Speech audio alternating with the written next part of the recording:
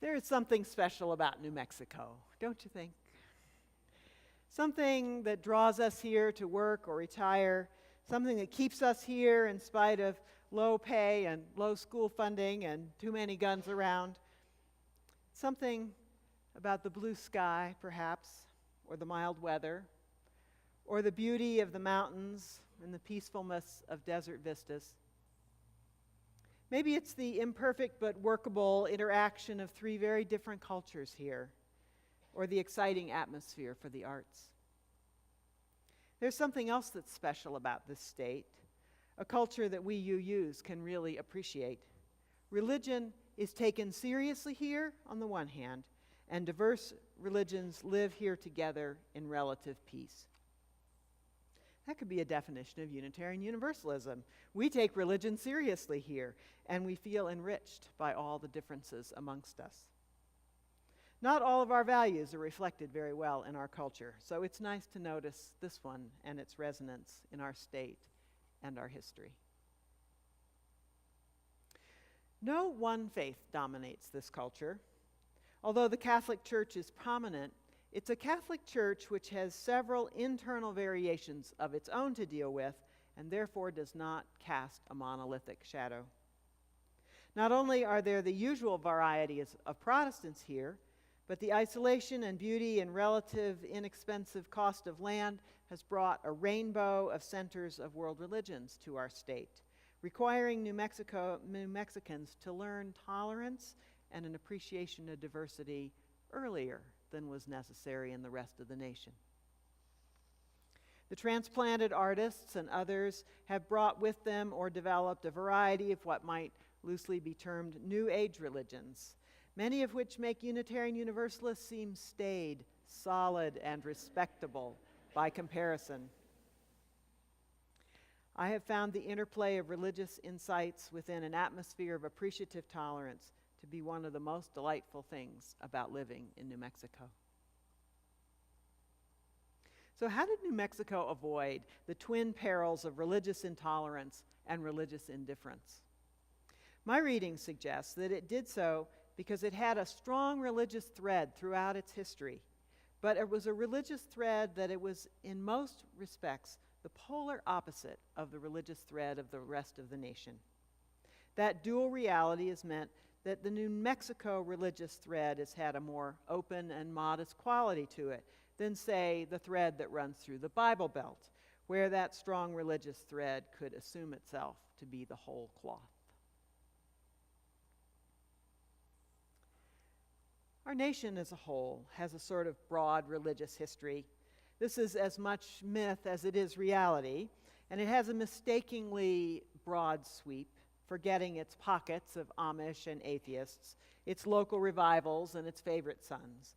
But neither is it entirely inaccurate. Here it is. America, we think, was settled by several stripes of Protestants who came here with the intention either of duplicating the religious situation in England, where the church was the arm of the state, or with the intention of setting up a theocracy of purified Christianity. There were various tussles for religious power and position amongst the denominations. The Baptists, in particular, have never forgotten the prejudice they endured at the hands of the Puritans of New England, from whom we Unitarians are descended. Some of these tussles suggested to our founding parents that the separation of church and state would be the best way to preserve both state and faith. However, the United States of America entered nationhood with a sense that this was a Protestant nation which endured a scattering of Catholics, Jews, Quakers, and freethinkers whose presence was tolerated as long as they didn't make too much trouble or ask for too much in the way of what we would now call special protections. Waves of European immigration changed the proportion of Protestants to Catholics dramatically in our nation, but the Protestants maintained their power. Here's just a small matter that most Protestants don't even realize. If you said the Lord's Prayer at the start of school each day, as most people who were born before 1955 did you know that it was the Protestant version of the Lord's Prayer you were saying? Did you even know, if you were Protestant, that Catholics say a slightly different version of the Lord's Prayer and that your Catholic friends were being forced to go along with this state of affairs? Likely you had no idea.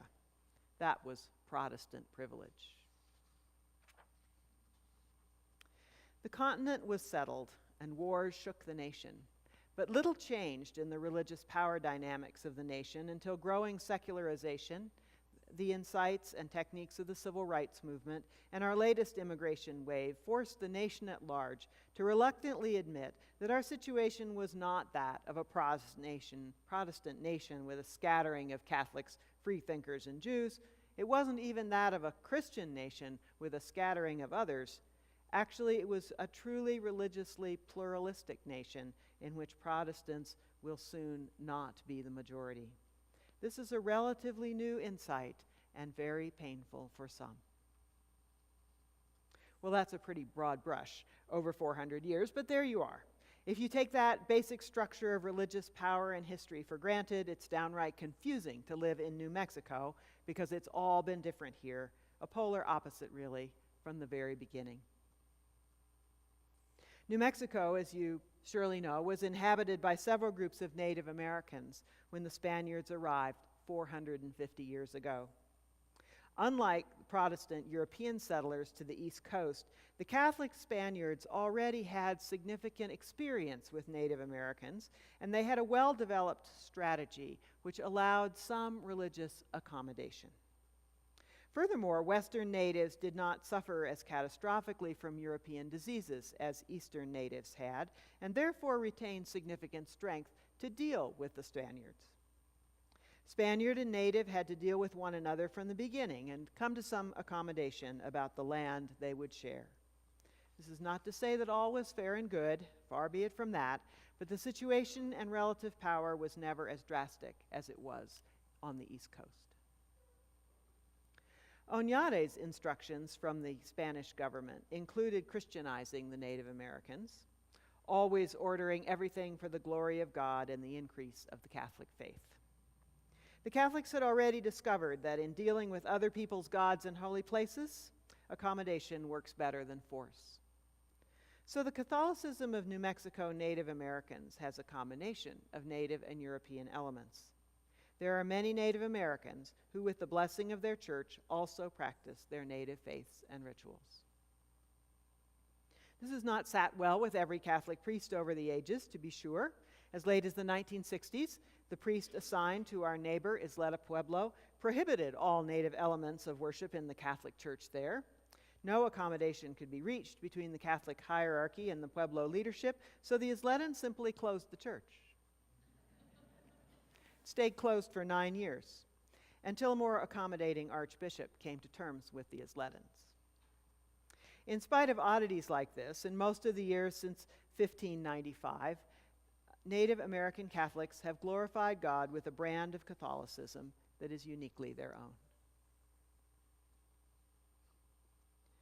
This trend was helped along by the fact that New Mexico's Hispanic Catholicism was not really mainstream either. Isolated for many years, not only from Europe, but from any Catholic authority, the nearest bishop was in Durango, Mexico, until 1850. Hispanic Catholicism included not only a variety of non-authorized religious holidays, pageants, and beliefs, but professions and institutions, such as the curanderas, the healers, and the penitentes, a spiritual brotherhood of laymen, which had their own organization and ritual distinctive to the New World, and which the Orthodox Catholic Church has never been able to wipe out. Only when the territory became American were American Catholics instrumental in getting a bishop to Santa Fe. However, that first bishop was not a Spaniard, but a Frenchman. That's why we have a French Romanesque cathedral in Santa Fe. And he and his French priests and nuns he imported to the state were no more in tune with Hispanic Catholicism than they were with native Catholics. The resulting struggle ended up in an actual schism in northern New Mexico. The Presbyterians moved into the breach and took in many of the old Hispanic families in northern New Mexico, thus a powerful but secondary Presbyterian influence here in the state to this day. This didn't seem to teach the Catholic hierarchy much. In 1912, the state had but one Hispanic priest. Things are better now.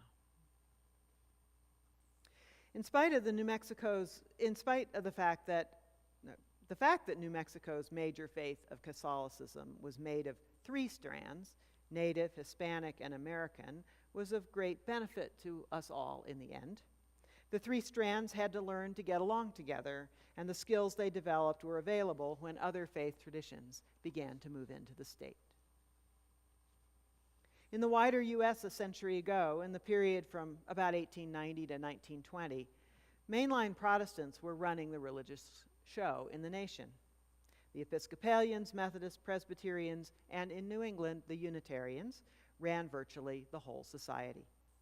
Even the public schools, though supposedly free of sectarian instruction, were Protestant institutions in ways invisible to Protestants but painfully obvious to Catholics, Jews, freethinkers, who often sent their children, therefore, to private schools.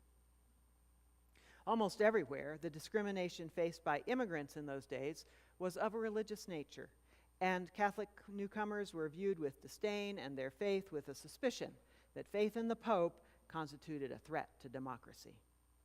That suspicion left the mainstream when John Kennedy was elected president, but is not fully dispelled to this day. In New Mexico during the same years, however, things were different. The Catholic Church assumed roughly the same powerful role here that mainline Protestants did in the rest of the nation. In 1906, the ratio of Catholics to Protestants in New Mexico was more than 10-1. Just as the Protestant establishment of the nation looked with alarm at the great influx of Catholics to America, similarly, the Catholic establishment of New Mexico was not pleased with the influx of Protestants to the state. However, in New Mexico, as in the nation, a basic tolerance prevailed, not only between Catholics and Protestants, but with Jews and others. And actually, of course, there was a Jewish presence in New Mexico from the very beginning of European settlement, as among the first wave of Spaniards to come here were the crypto-Jews, families forced to pretend to convert and flee Spain because of their faith, which had become a huge family secret in some families, and there are families to this day who are still coming to understand their Jewish roots. The first regular Jews arrived in New Mexico in 1840. They were mostly engaged in businesses that supplied the Santa Fe Trail. New Mexico Catholics engaged in social reform in the name of the gospel, as did Eastern Protestants of the era, focused on solving problems of health care and education. Tuberculosis was in those days the nation's #1 killer, and rest, dry air, and high altitude were the only available cures. In 1920, about 10% of the state's population were TB patients. Religious people responded by organizing St. Joseph's and Presbyterian hospitals, both of which are still with us, now severed from their religious roots. Education was also a concern to religious people. In 1899, the territory had a fledgling public university, but no public high schools. Don't know how that worked for them. A rivalry between the Catholics and the Presbyterians, each of whom feared that if there were going to be public schools, the public schools would favor the other, resulted in, instead of public schools, the development of parallel parochial school systems by those two bodies and others. Some of the resulting institutions are still with us. The Harwood Arts Center used to be the Methodist High School, while the Menaul School still serves its original function as a Presbyterian secondary school, a boarding school. And, of course, the Catholic schools are still very much a part of the landscape. In the late 19th and early 20th century, the Protestants of this nation were divided theologically over issues like whether Scripture should be read literally or metaphorically, the place of science and faith, the place of women and family and society, all that sort of thing. In the southern states, religiously supported bigotry and violence against African Americans, mostly, but secondarily against Catholics, Jews, and foreigners, was a strain and a stain. Here in New Mexico, though, the extremism of the Ku Klux Klan had little influence. Indeed, the state provided some refuge for the harassed of Colorado and Texas, both places where the Klan was strong. The issues of Genesis and evolution were not issues here. The Albuquerque Journal carried news of the Scopes trial, but dismissed Bryan as a political quack and joked that the whole business was prejudiced against monkeys.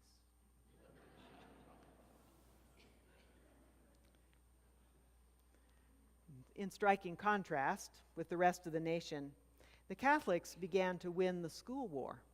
And by mid-century, many of the state's children were being educated in Catholic schools by public schools which were so dominated by the Catholic Church that a court case had to be mounted by the Protestants to force a truly public, secular public school system.